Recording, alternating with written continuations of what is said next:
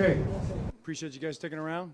Great win. Proud of our guys. And we'll be moving on. We got 5 days in about 20 minutes before we play San Francisco, so we'll go to work on those guys next.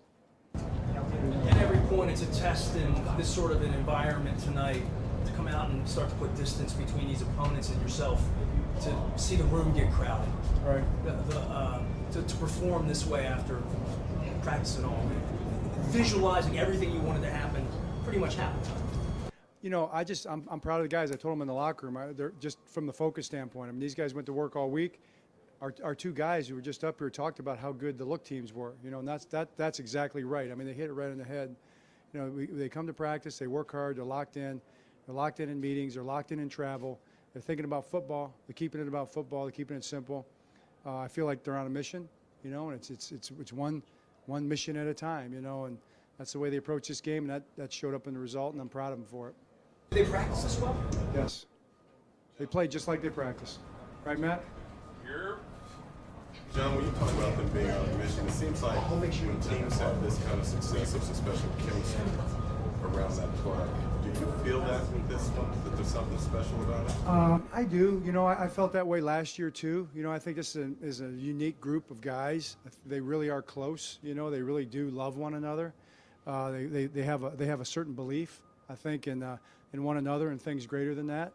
They have a faith, they trust, and they work. You know, and they go to the next play. You know, and they keep it simple that way. So, just like you said, I think there is something special here. But you know what? There's nobody crowned in November, you know, so we have a lot of work to do. John, we ask you this every week about Lamar. I mean, does anything does he do out there right now surprise you or amaze you or dazzle you or anything? You know, we just don't look at it like that. Yeah, he's a great football player and he makes great plays. And you know, the thing that I'm really so impressed with is his decision making and the way he handles the offense and runs the offense and the choices he makes in critical situations. I mean, take the end of the half. You know, the way he worked the clock, worked the ball down the field, worked the clock, left no time for the Rams at the end, scored right at the end when we were out of timeouts. I mean, that's just operating at the highest level you can operate at as a quarterback. So that's the thing I'm probably most amazed at, if it's anything, is how he operates as a quarterback. Well, it's becoming a thing. You guys are beating this not a regularly good team. You've got to be satisfied with at least you all execution standpoint.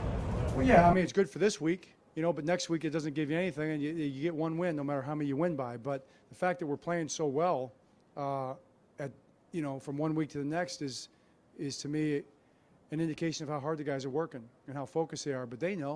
I mean, next week's a new week. We have a great opponent coming up, San Francisco. I mean, these guys are the best team in football. They're playing at the highest level right now. I don't know. I mean, nobody's crowned, like I said. They're no best team in football right now. February's when they make that decision. So, John, obviously, with Lamar's performances week after week, especially in the spotlight tonight, so much focus is going to be coming on you. Can you be sort of take a step back, be a little historian right now? You've been in this. No, I can't. I really can't. I love history, and I talk history all the time. The guys know that, but at this point in time, no, I can't. I absolutely cannot. 5 days we're playing the San Francisco 49ers, right? Right, Matt? I don't know. I mean, that's for you guys to decide. That's what you do, you know. I coach football. These guys play. Obviously, we're focused on it now, but any impressions of the 49ers and what they've done to this point? They look great. You know, they're killing people. They've got a great football team. As coaches, we've gone to work on them already. We know what we're up against, and we got to get back. We got to get rested, and we got to go to work. What does it say about this offense that you can lose someone like Matt Skura and put in, a rookie Patrick McCarry and still be rolling? I think it says a lot about Pat McCarry, and it says a lot about Joe D and the job he does with those guys to step in there and still play at that high level. Matt Skura was playing at a very high level, and it looks like Patrick did the same. There was no drop-off at all.